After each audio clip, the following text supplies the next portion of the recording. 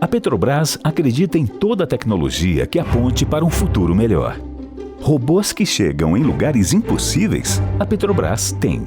Supercomputadores e inteligência artificial com respostas instantâneas, também usamos. Realidade virtual para aumentar a eficiência, tudo isso está na Petrobras. Porque assim, com tanta inovação, seremos ainda melhores para você.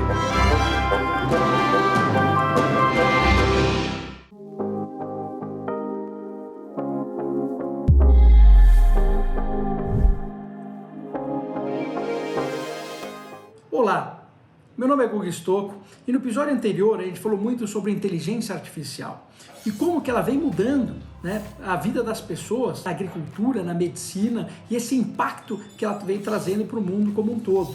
E nesse episódio nós vamos falar sobre as tendências do comportamento humano e como que isso vem se transformando cada vez mais rápido. Bom, vamos entender um pouquinho do que está acontecendo nesse mundo, né? E é a revolução que na verdade a internet trouxe. Toda a informação gerada no mundo, né, 90% foi gerada nos últimos 2 anos. É isso mesmo. E quando a gente está falando de uma inteligência artificial, é quando a gente está falando de criar novos produtos, obviamente que a informação é a base de tudo isso. Outro ponto importante, que principalmente para os publicitários isso pega muito. Vocês lembram das gerações? Eu tinha lá minha avó, meu pai, eu, né? E minha avó sempre olhava para a minha geração e falava, nossa, essa geração está perdida. Quem não passou por isso, né? Que vó que não chegou, né, para vocês e disse que a geração de vocês estava perdida. Então por quê? Porque era muito claro você identificar uma geração. Então o que está acontecendo agora? Com essa pluralidade de informações, as gerações são criadas a cada 7 anos. Em outras palavras, a cada 7 anos entra uma geração completamente diferente da outra. Então, quando a gente vai fazer uma campanha, por exemplo, antigamente, o que a gente fazia? Vou separar lá homens, né, de 20 a 35 anos, mulheres de 18 a 27 anos, com um determinado tipo de renda, com um determinado tipo de gosto, e eu fazia a campanha. E hoje, funciona assim? Não funciona mais. Porque às vezes eu posso ter uma pessoa da geração digital, né, que ela é mais velha, mas ela interage com pessoas mais novas, né? Porque tem aquela cultura, porque joga aquele jogo. Então, na hora de fazer uma campanha, na hora de determinar tudo isso, a gente vai ter que entender, né, esses grupos de pessoas, a gente vai ter que entender essas tribos e como que elas funcionam. Então, vamos pensar o seguinte, Baby Boomer começou quando? De 1945 a 1965, né? Mais ou menos. Em outras palavras, no pós-guerra. Então o Baby Boomer entrou para construir as cidades, para construir as fábricas. Então é uma geração muito mão na massa que faz todo esse tipo de coisa. Depois de 65 a 81 veio o quê? A geração X. Né? Então a geração X é aquela geração que já chegou no mundo construído pelo Baby Boomer, né? Mas ainda tinha o quê? Aquela questão de acumular. Então eu preciso comprar meu apartamento, meu carro, minha casa na praia, preciso trabalhar 12 horas por dia, preciso fazer pós-graduação, mestrado e etc. Então a geração X foi muito focada nisso. Aí tem os milênios, né? De 82 a 95. Quem são os milênios? Eu tenho um mundo já construído, tá? Eu tenho um mundo que começa a ter a internet a funcionar, ele começa a ver a internet funcionando, só que ele já começa a questionar muita coisa. Ele começa a questionar se realmente ele tem que trabalhar tanto para acumular tanto dinheiro e tantas coisas. Ele começa a questionar qual que é o seu papel no mundo. Aí tem a geração Z, né, de 95, né, a 2010, por exemplo. Então a geração Z nasceu com a internet. E quando você nasceu com a internet, é natural que você seja diferente. Você aperta um botão e você tem acesso a toda a informação, né? O que você quer aprender em qualquer lugar do mundo. Né? Você começa a conhecer lugares do mundo inteiro através da internet. Você conversa com pessoas do mundo inteiro.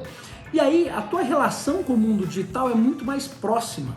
Então a geração Z está muito mais voltada para o serviço. Então ao invés de comprar o carro, eu uso o Uber. Né? Ao invés de comprar um apartamento, eu uso um Airbnb. E o que acontece hoje em dia? Pensa no seguinte, você vai num escritório e não é que você pode ter todas as gerações trabalhando juntas no mesmo escritório? E aí, como é que a gente faz? Se vocês pudessem roubar uma característica da geração Z para vocês, que característica vocês roubariam?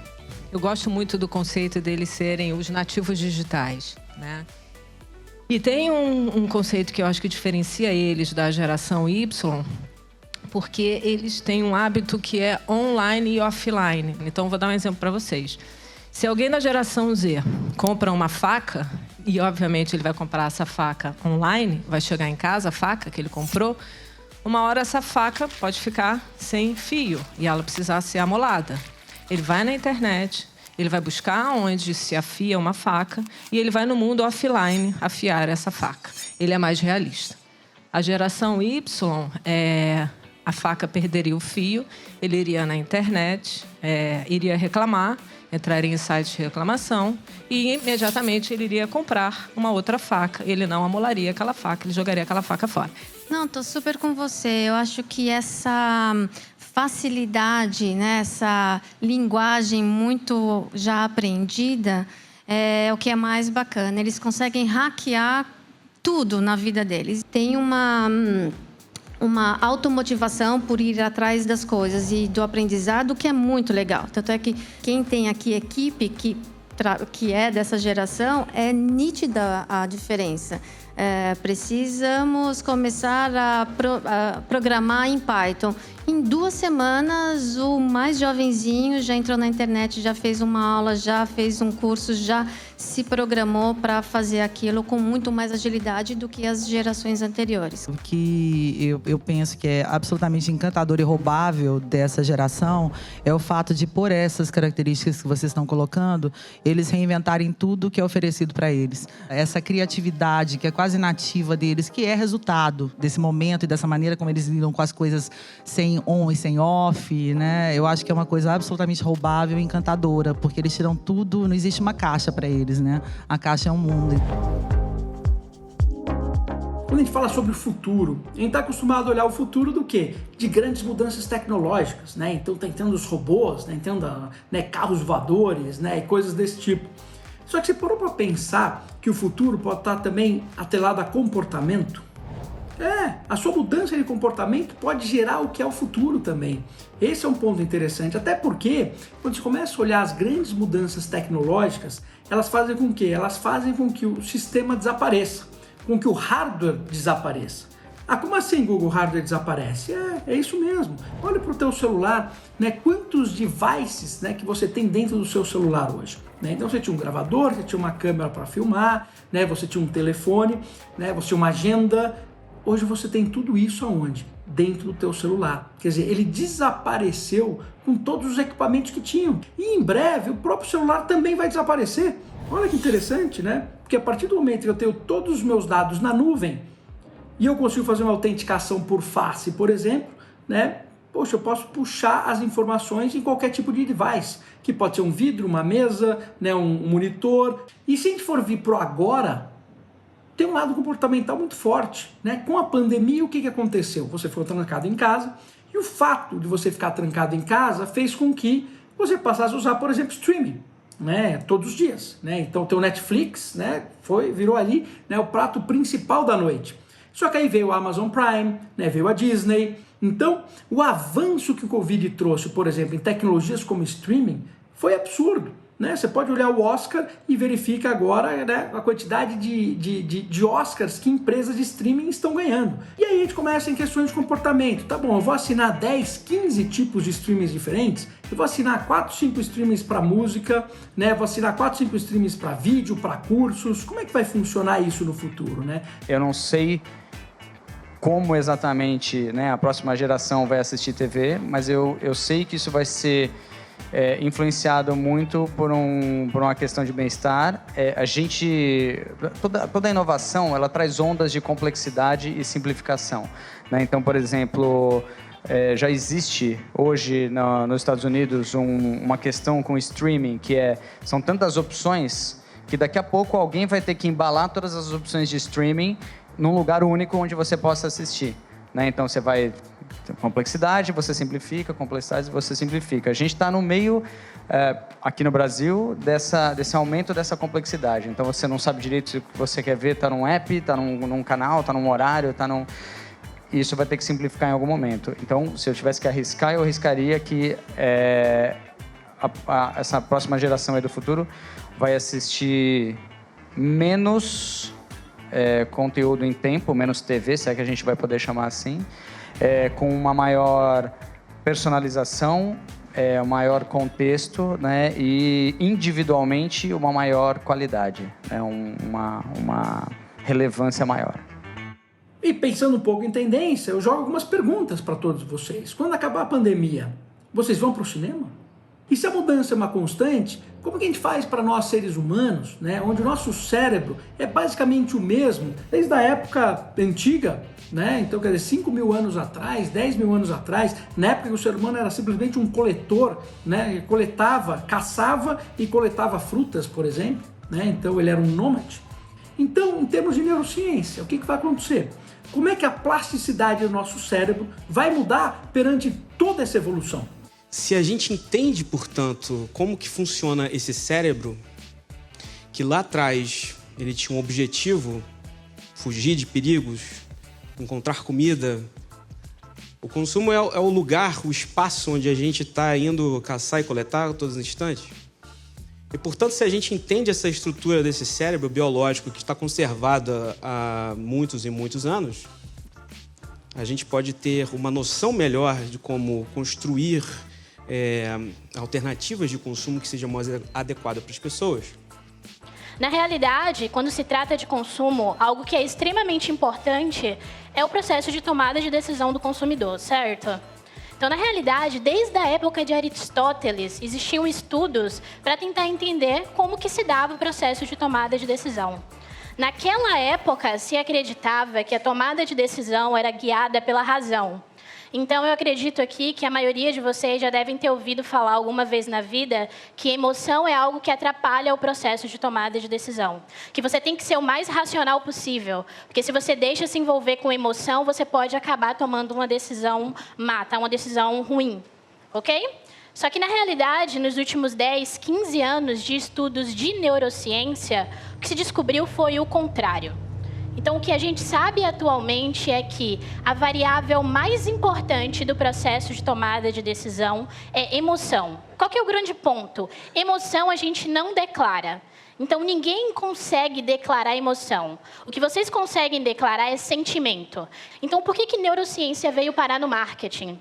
Justamente por conta disso. A internet das pessoas a gente chama de neurotecnologia. São tecnologias da neurociência mais compactas, mais fáceis de se usar e que não precisam só ser aplicadas por técnicos dentro do laboratório. A gente pode usar em outras áreas e até para uso pessoal. Então, a figura da esquerda é mais ou menos o EEG que ainda é usado nos laboratórios, cheio de fios, e é necessário que assim seja para estudos mais profundos e tem que colocar gel condutor, etc. A figura do meio mostra um EEG quase num formato de tiara, e é um EEG de entretenimento, é um bem de consumo, um produto. Essa mulher, por meio desse EEG, com um sensor aqui no córtex frontal, ela pode operar o laptop dela, movendo o cursor, o mouse, sem tocar no laptop. Ou operar um joystick e brincar de videogame. Então eu tenho um EEG que se torna um bem de consumo, um brinquedo. E mais à direita, esse formato de relógio, eu tenho um sensor que me mede batimento cardíaco da pessoa, pressão, temperatura corporal e sudorese. Aí você vai perguntar, poxa, mas isso aqui acaba deixando a coisa muito técnica, né? Será que eu com essas pesquisas então resolvo todos os problemas, né? Então, eu venho na minha opinião, não resolve. Até pelo seguinte, você tem algumas questões aí.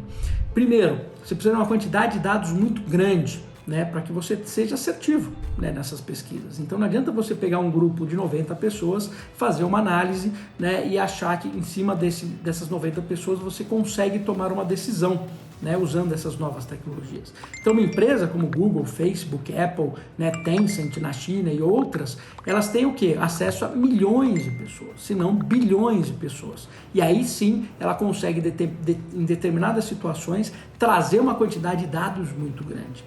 Aí você vai falar, pô, tá bom, então eu contratei um instituto de pesquisa, ou fui eu mesmo como empresa pesquisar tudo isso, trouxe informações. Então isso não é válido? Não, isso é muito válido. Nesse mundo que a gente vive, quanto mais informações, melhor. Mas ele não substitui o quê? O instinto do ser humano, né? O que é o instinto do ser humano? É aí que a gente entra num outro ponto que é muito importante, né? Que é o design baseado no ser humano, Human-Centered Design. Então, na verdade, conforme a gente vai mudando nossos hábitos, né, conforme a gente vai mudando nós como pessoas, ou o ambiente em que a gente vive, né, a gente tem que observar. Né? E essa observação, além de ser mais intuitiva, ela começa a mostrar um pouco da realidade. Então, se você é uma agência de publicidade, você tem que usar o Human Centered Design para fazer, de repente, uma campanha. Ou se você desenvolve um produto, você tem que usar o Human Centered Design para desenvolver um produto. Então, você usa, né, todo esse conhecimento para desenvolver aquele produto, quer dizer, olhando o ser humano, observando, entendendo os hábitos, né, entendendo as emoções, né, que geram, e você também usa os dados. É muito importante você usar os dados para alimentar tudo isso. Se você usa essas duas situações, mais próximo do correto você está. Então não é um ou o outro, é um e outro. Acho que a tecnologia ficou fácil medir tudo. Quantos cliques, quantos likes, quanto tempo, uso de neurociência em pesquisa de pós-teste, para onde a pessoa olhou, em que canto do quadro, do vídeo, quanto tempo se ela sorriu, se ela não sorriu. Mas, na verdade, eu continuo, acho que não existiam regras antes, eu acho que o fato da digitalização do conteúdo publicitário, ou seja, qual for o conteúdo, também não facilitou para criar regras. Acho comum o pessoal do Facebook, do Twitter, vem contar para a gente jeitos de cativar a pessoa em até 6 segundos. Eu acho que o papel da intuição é cada vez maior. Cada vez mais é sobre as pessoas e menos sobre o que as marcas estão querendo falar delas. Então, a criatividade vem da observação do comportamento humano. Isso sempre vai ser assim. O jogo mudou, minha gente, nos últimos 6 anos, né? Mudou na medida, e não é só por causa da geração Z. Mudou, a geração Z é só um meio do caminho do que vai acontecer com a gente nos próximos anos, e a gente tem que prestar muita atenção. Porque antes a gente era capaz de influenciar, né? Quem influencia hoje são os influencers, né? E não são mais os influencers, são os creators, né? Daqui a pouco, e vai acontecer com certeza, a gente já entende que a gente tem que olhar para isso tudo, que a gente não vai influenciar o comportamento de consumo deles. A gente vai tentar acompanhar e construir junto com eles como ser relevante na vida deles. Então, a gente tem lá o jovem que a gente fala, super por propósito, super antenado com tudo, e a gente tem o jovem que está no nem não por escolha, mas é porque ele não tem trabalho e ele não consegue pagar a faculdade. Então, chama atenção para o lado negativo, mas é para a gente se conscientizar e não ter sempre essa visão muito estética, né? E idealizada do jovem, todo mundo lindo, maravilhoso, malhado, brincando, viajando. Não, tem muito jovem que já é pai ou que cuida de criança, é dono de casa, é responsável pela família. Então,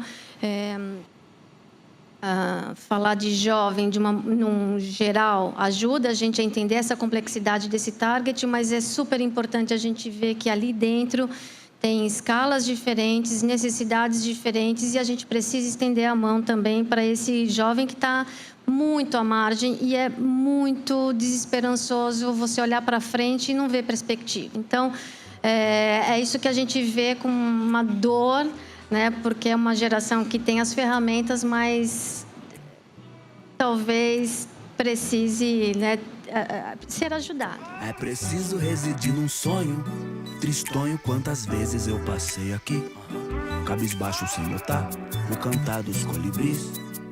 Não ignore as cores do arco-íris. Eu acho que a sociedade brasileira pode não parecer, mas a gente evoluiu muito nos últimos anos e o rap fez parte dessa evolução. O rap, ele nada mais é do que um gênero que ele se comporta de acordo com o que tem acontecido na sociedade, né? Nos anos 90 era uma sociedade muito mais violenta para o jovem negro da periferia. Então, realmente, você tinha que tratar alguns espaços como inimigos mesmo, porque, de fato, eles eram 100% inimigos. Coisas na cabeça, tá ligado? Cheiro de chuva, as plantinhas e um café passado. Houveram avanços, a sociedade se transformou e, junto com isso, o rap se transformou também. E conseguimos evoluir a ponto de conseguir propor um diálogo que fizesse sentido não só para as marcas, mas principalmente dentro dos meios de comunicação também, num primeiro momento, que depois levou a essas participações com marcas, né? Então eu consigo ver claramente uma evolução na linha de aproximação do rap com os meios de comunicação, que faz parte de uma transformação social e faz parte de uma transformação geracional também, né? A gente fala muito das questões raciais no Brasil, da questão política, da questão, enfim, socioeconômica, mas o fato é que a gente ainda é muito solitário quando a gente ocupa alguns espaços de privilégio, principalmente quando é um espaço de reflexão, de inteligência, que não é só um espaço de estar na linha de frente, mas é efetivamente estar por trás das estratégias e poder definir para onde vai o dinheiro, quem a gente contrata, como a gente quer e qual é a linguagem. Eu vou mostrar para vocês um pouquinho do que eu fiz na Adulto nesses 3 anos, que resume um pouco não só a minha história, mas acho que a trajetória de um subúrbio pulsante, latente e que está vindo aí como um grande vulcão para entrar em erupção.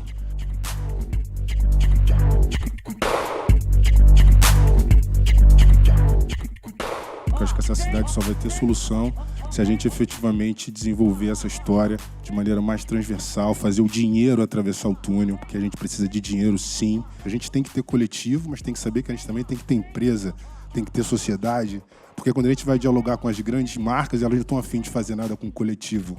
O coletivo elas vão apoiar com dinheiro, não vão ser sócios de um projeto.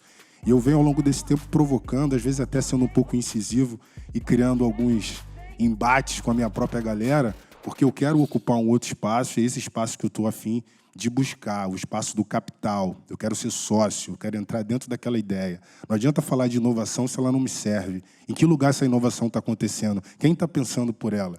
Porque mesmo dentro de espaços que a gente hoje já consegue acessar, ainda existe um trabalho de se consolidar. Eu sempre acreditamos numa coisa, desde o início de tudo. O que iguala a sociedade não é o financeiro, é o intelecto. E é isso que nós temos que ter oportunidades, direitos iguais para o nosso intelecto. Isso transforma, sim, uma sociedade. Olha quanta coisa nova pode ser criada em qualquer aspecto, né? Em qualquer lugar da cultura, do mundo, das cidades. Muito legal, espero que vocês tenham gostado também e vejo vocês no próximo episódio.